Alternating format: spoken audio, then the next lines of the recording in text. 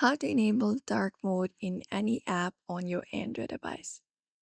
Hello, everybody. If you'd like to enable dark mode in most Android apps, you can basically follow up the steps.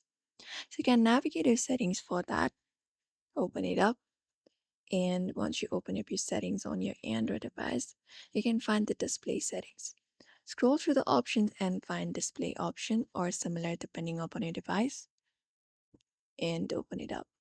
Now all you gotta do is locate the option to turn on the dark theme or dark mode and turn it on, and that way it will basically enable dark mode in the application that you want. Otherwise you can even manually head over to the specific app, and if the app supports it, you will be finding a setting to toggle dark mode on. Otherwise, if you've done this system default, it will basically turn on the dark mode on each and every application on your device.